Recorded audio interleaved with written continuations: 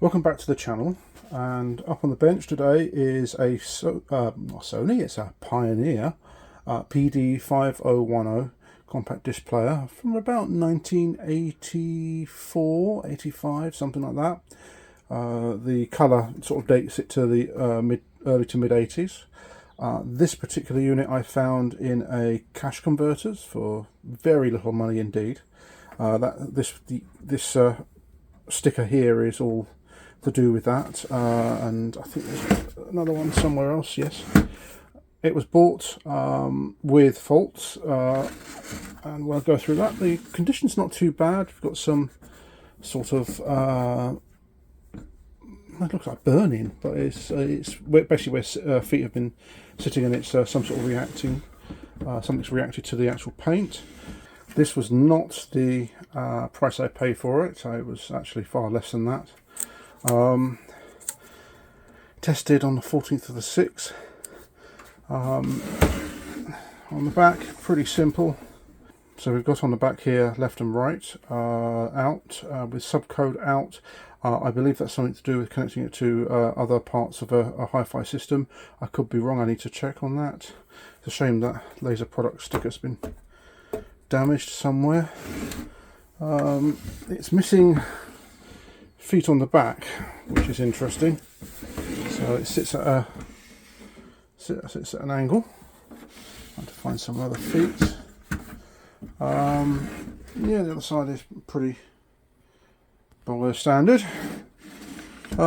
These are pretty simple CD players, but they're actually quite nice. They work well. They seem to be reasonably reliable. This one doesn't work.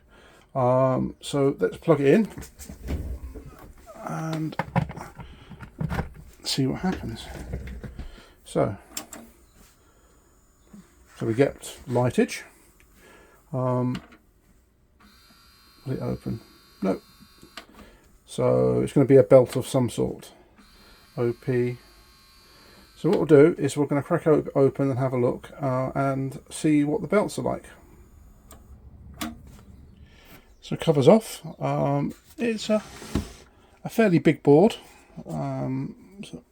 Main board, transformer, filter, mechanism, loading mechanism, and the laser is somewhere under that lot.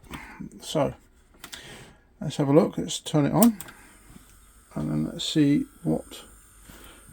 Let's see if I can get you in close in there. Yep. So this is belts. This is classic. There we go. Yeah, classic belts. Problem. So okay, I'm going to go and try and find another belt for this and see whether we can get this to open and close. So I think I found another belt. The one on the left is the one I found in my stores. This one on the right, as you can see, looks like an egg. That's where it's been sat for so long and it's moulded. So I'm going to put this in and see what happens. Okay, so a belt's been replaced. It's a pretty simple job. It's really not even worth me showing it to you. It's quite simple. So power on. Oh, there we go. It's a little sluggish. That's fine. Okay, let's get a disc and see whether it plays. So I've got a CD here. This is Schubert's The Trout. I'm not sure whether it'll get content matches, but let's see what happens. Okay, so a disc goes in. It doesn't automatically play, I think, on this one. Oh no, it's trying to. It's trying to read the disc. Press play. I think. Okay. Let's try again.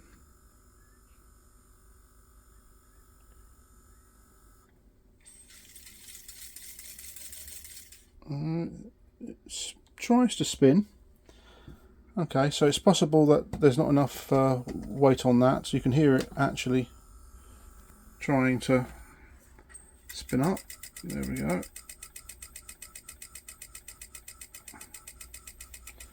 Get anything on there? Press play.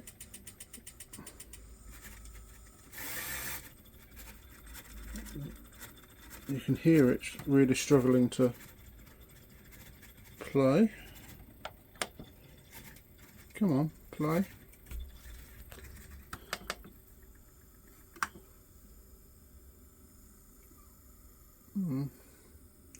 Now the audio is plugged into my amp over there, and I know it's connected because I've actually tested the audio on this. So yes, there's nothing coming out, so it's probably not locking onto a data stream.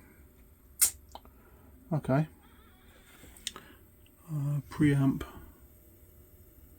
Nobody looks like nobody's been playing around with any of the settings by the, but we'll might have to put the oscilloscope on it, see what's going on. Okay. Let's stop this. Let's see what we can do about cleaning the lens on the laser itself, and also see whether this is something's gone wrong with the spring. So okay. So I've taken the plate off the top, and that is the laser. It's all unplugged over there. So what I'm just going to do with a bit of isopropanol, just gently clean. Oh, there we go. Gently clean the lens. Not pressing too hard because the lens actually moves up and down inside the coils, and in fact you can actually see the coil just there. Actually, the little red thing. So that energizes and pulls the focus on the lens piece. So yeah, let's just make sure that's nice and clean.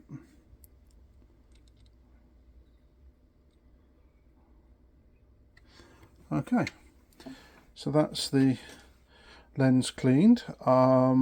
Looking at the clamp itself, looks all right. I don't know, the spring that holds it down seems okay. I might just elongate it a little bit, just pull it apart, give it a little bit more strength to push back down. Yeah, it feels a bit soft. That could be it, but I'll have a go at that. Okay, let's put this back together again. Something I've just noticed is that the whole mechanism here is wobbling around. This should be cushioned but not moving around. So yeah, that's maybe why it's making noises when trying to spin up. Maybe it's hitting the tray and hitting the things there. So yeah, I'm just going to have a look and see what this is all about. I might have to dismantle the whole thing again. So I've taken the main laser mechanism and turned it upside down. These are the rubber feet that act as the suspension for the mechanism itself, and the actual plate itself.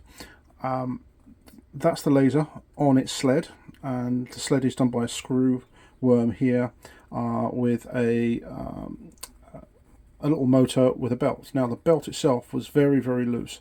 I've actually taken that this belt off and boiled it on my cooker in some hot water, and what that does is it actually temporarily makes the belt shrink, just so I can see whether it works. I have actually had audio out of this thing, but I've turned it back upside down again because I think I can create more torque by moving this motor that way, because it's held in by two clips and on a plate, and that plate slides in this rail here. And I'm wondering whether I can create some more torque temporarily to actually allow the sled to move up, back and forth freely, because when it's trying to seat for tracks 2, tracks 3, tracks 4 and so on, it's not doing it. It's only really doing track 1, which is right at the start. It could be something else actually entirely.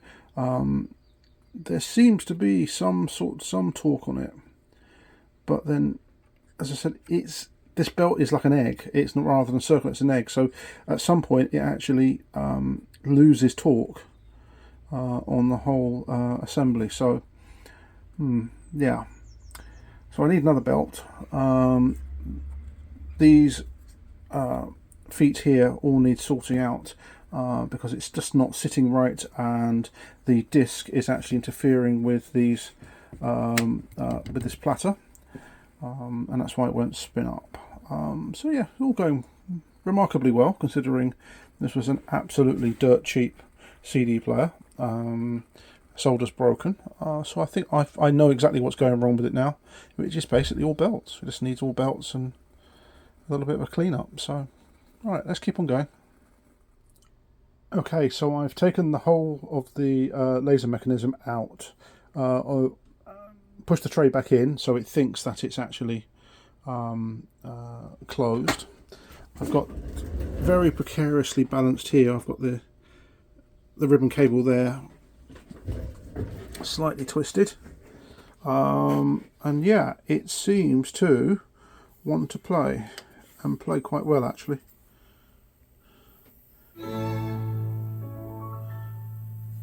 Seems quite reasonable actually. As you can see, there it is. It's just moving the sled. If I go for track 3.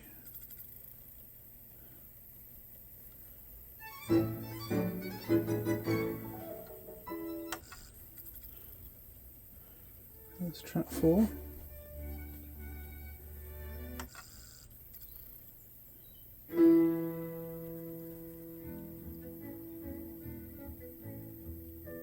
This was the theme tune for Waiting for God, a TV series from the early 90s on the BBC, if some of you may remember.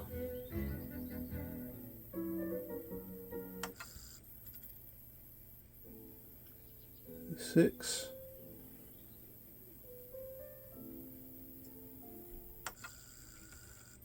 Seven.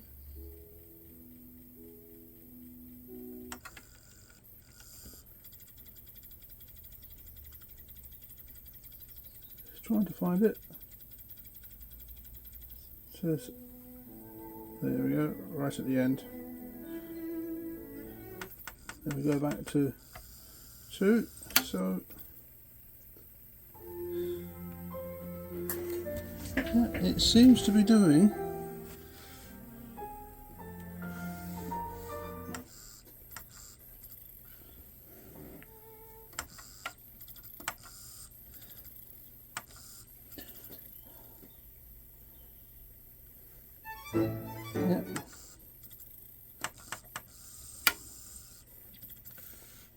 yeah, it always playing absolutely fine. So it's something to do with the actual mounting of the whole mechanism inside, and the disc is actually rubbing against the case. You can even see a faint mark of where actually it has been rubbing. So I think it's something to do with the feet themselves. So I'm going to try and work on a solution for that, because otherwise it's playing absolutely fine. So okay, right, let's see what we can do about these feet. So here are the feet. There. So this one here I've had off a good few times. I think the rubber's just completely gone. It's got a little insert, if I can get it out single-handed. There we are, there's a little insert. So I'm trying to work out whether to maybe put some hot snot glue around the each of these, just to raise it all up, and that might actually get it going. Yeah, I might have a go at that. So I've decided to put little bits of hot glue gun stick with a hole drilled through, and then that goes on top, and then that goes through, and that will actually take up all the slack in this rubber and actually keep the whole platter up and away from the tray. So let's see whether this works. So the individual pieces of a hot glue stick are now on there. I'm actually just heating up the gun itself, and I'm just going to put a dab of glue just to hold them in place, because they're going to scoot all over as I put the tray back in, and then we'll put that back in and that'll be fine. Okay, so essentially I've put down here the like little washers using the glue gun, and I've screwed those down. The mechanism is very tight indeed, and it's not very resistant to shock, but it actually gets the whole thing up and running. So if I just... There's now plenty of space. The gap between the tray and the disc is perfect. Press play.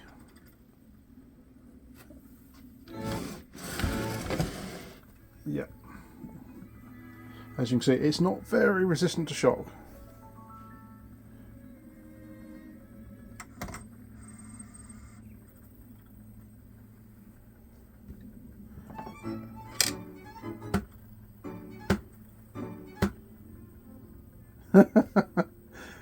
But it proves the concept that actually it's the rubber feet that I've degraded.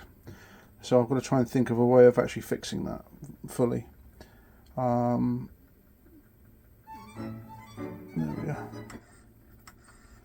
Yeah, it's playing absolutely fine.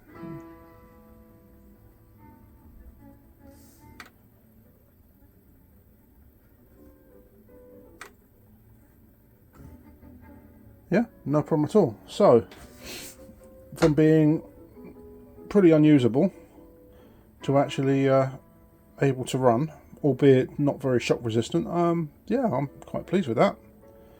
That works quite well. So I'm going to run this up in my hi-fi unit for a little while, just to see whether it's going to fall over again and have problems, and also work out how I'm going to actually fit the rubber bushings to protect the mechanism and keep it high enough that it doesn't actually hit the disc. Okay. Thanks for watching. Like, share, subscribe if you like this type of thing. I'm a small channel and I appreciate all the support I can get. See you on the next video.